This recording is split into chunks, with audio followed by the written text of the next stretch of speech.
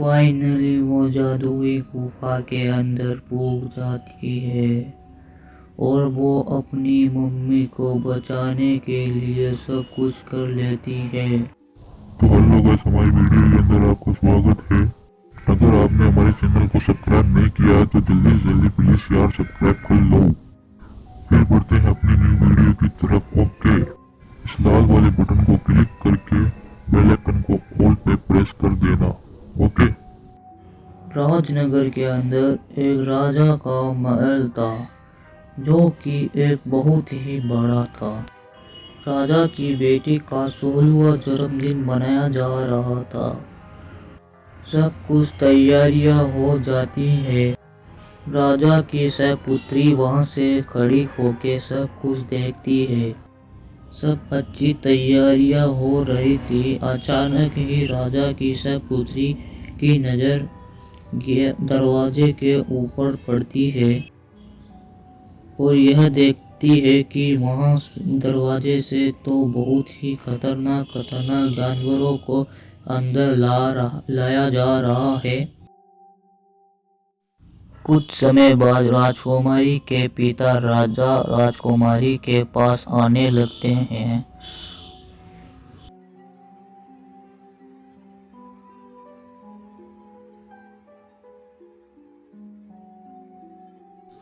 महाराज, इन सभी जानवरों को महल के अंदर क्यों लाया जा रहा है? बताया महाराज। राजकुमारी, मनोरंजन के लिए तुम्हारा जन्मदिन जो आ रहा है। कुछ सिपाही आपस में बात करते हैं। अगर यही हार रहा तो राज्य के सभी जानवर समाप्त हो जाएंगे। हर हफ्ते 50 जानवर हवेली के अंदर आते हैं। जीवान बंद रखो, दीवारों को भी कान होते हैं। कभी तुम्हारी बात राजकुमारी तक नहीं पहुंच जाए। राजकुमारी सिपाहियों की बातें सभी सुन लेती है। राजकुमारी जानवरों के पीछे रास्ता लगा लेती है। जानवरों के पीछे जाने लगती है, ये पता लगाने की ये जानवर कहाँ पे ले जाए जा रहे हैं। राजकुमारी उस पुरानी हवेली की ओर पहुंच जाती है और यह खड़ी होकर वहां से देखने लगती है। तभी एक सैनिक राजकुमारी को देख लेता है और राजकुमारी की ओर बढ़ने लगता है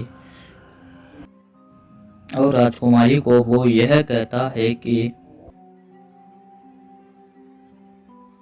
राजकुमारी जी, आप यहाँ महाराज के शक जैसे कि आपको यहाँ नहाने दिया जाए।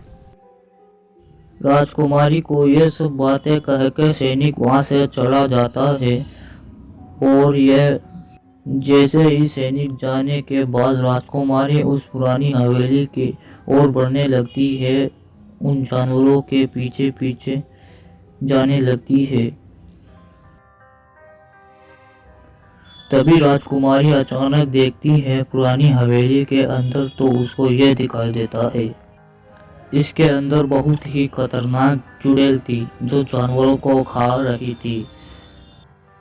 तभी राजकुमारी वहां से रास्ता पलट के अपने घर की ओर बढ़ने लगती है। दौड़ती अपने घर की ओर जाने लगती है। राजकुमारी बहुत ही घबरा जाती है और बहुत ही डर जाती है और वो दौड़ते दौड़ते अपने घर पे पहुंच जाती है। रात हो जाती है और राजकुमारी सोने का प्रयास करती है। राजकुमारी को नींद ही नहीं आ रही थी। तभी महल की सबसे पुरानी औरत रंबा जी राजकुमारी की ओर जाने लगती है। राजकुमारी को वो देख लेती है। वहां से भगता देखने के बाद वो उसके कमरे के पास पहुंच जाती है और राजकुमारी को कहती है कि ओ मेरी प्यारी राजकुमारी, आज इतनी उदास क्यों लग रही हो? बताओ जरा मुझको, आज इतनी उदास क्यों लग रही हो? क्या हुआ है जो तुम इतना उदास हो? दादी माँ, क्या आप मेरे प्रश्नों का उत्तर दे सकती हो क्या? मेरे प्रश्न के उत्तर दे सकती हो तो आप मुझको बताओ। राजकुमारी, चाहो तो तुम मुझसे प्रश्न पूछ सकती हो, इसमें कोई एतराज नहीं है बेटा। चलो पूछो मुझसे प्रश्न। ओके, बताओ क्या बात हुई? अगर दादी माँ ने पिताजी को बता दिया तो बहुत बड़ी बात हो जाएगी। नहीं नहीं दादी माँ, मुझको आपसे कोई प्रश्न नहीं पूछना है। मैं तो ऐसा ही कह रही थी, मुझको आपसे कोई प्रश्न नहीं पूछना है। तभी राजकुमारी सुबह सवेरे उठ के राजा के कमरे की ओर बढ़ने लगती है, राजा को वो कल वाली बात बताने के लिए। बेटी, बड़ी उदास लग रही हो। आज तो पूरे राज्य में तुम्हारा जन्मदिन मनाया जा रहा है। पिताजी, अगर उस पुरानी हवेली का क्या राज्य है, मुझे बताओ ज़रा। आप मुझसे ये बात क्यों छुपा रहे हो, मुझको बताओ। बेटी, ये तुम्हारा 16वां जन्मदिन है। आज तुम्हें ये और आज मैं बताने वाला था। सुनो बेटी, ये बहुत लंबी कहानी है। जब हम दोनों, तुम्हारी मम्मी और मैं, जंगल में घूमने गए तो वहाँ पे बहुत ही खूबसूरत स्त्री हमें दिखाई दी और वो बोलने लगी कि महाराज, मुझको आपसे बहुत प्रेम हो गया है। आपसे मैं विवाह करना चाहती हूँ। मैं आपको बहुत पसंद करती हूँ। देखो, मैं पहले से विवाहित हूँ और मैं अपनी पत्नी से भी प्रेम करता हूँ। मैं तुमसे प्रेम नहीं कर सकता, मैं तुमसे विवाह नहीं। महाराज, आप अपना भला चाहते हो तो मुझसे विवाह करना ही होगा, चाहे कुछ भी हो जाए। तो तुम नहीं मानोगी। मुझे नहीं लगता तुम स्त्री हो। स्त्री के मन में काला मन नहीं होता है। अभी तुम्हें अपना असली रूप में लेके आती हूँ। मंत्र मंत्र छू। तो तुम अपनी पत्नी से बहुत प्रेम करते हो ना?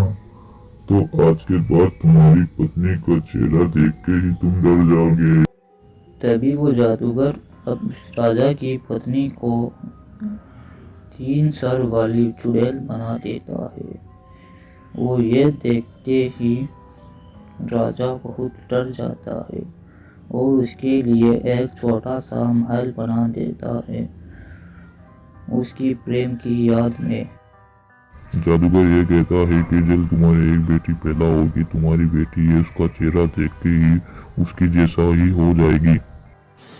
इसलिए महाराज, मम्मी के लिए वो पुरानी हवेली आपने इसलिए बनाई है। तो ये बात है, मुझको सब पता चल गया है। तुम्हारी मम्मी के लिए मैंने वो हवेली बनाई थी जिसको पुरानी हवेली के नाम से जाना जाता है। इसलिए उनके लिए जी जानवर भेजे जाते हैं। मुझको बचाने के लिए मेरी मम्मी को उस हवेली के अंदर रख दिया। बेटी, मैं तुम्हारी माता से बहुत प्यार करता हूँ। मैं उनसे दूर नहीं रह सकता, इसलिए उनके लिए एक महल बना दिया।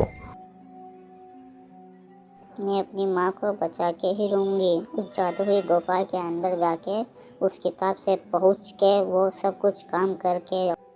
उसके अगले दिन राजकुमारी गुफा के पास जाने लगती है। उसको कुछ ही ना पता था वो गुफा कहाँ पे है।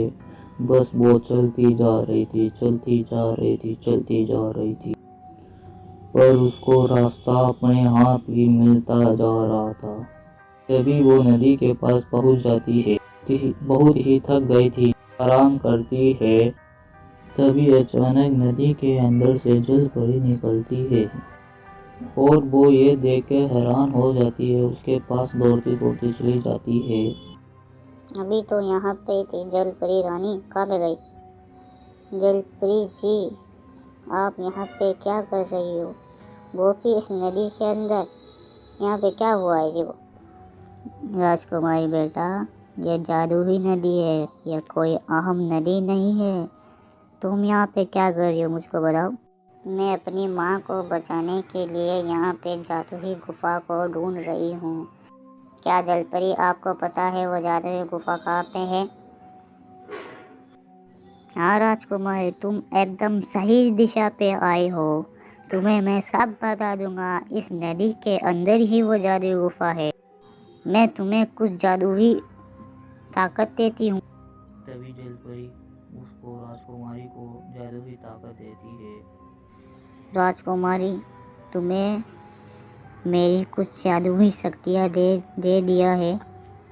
तुम इस नदी के अंदर कूद के उस गुफा तक पहुंच जा सकती हो। पर इस नदी के अंदर मैं कैसे पहुंचूंगी जलपरी रानी, मुझे बताओ कैसे जाऊंगी मैं उस गुफा तक।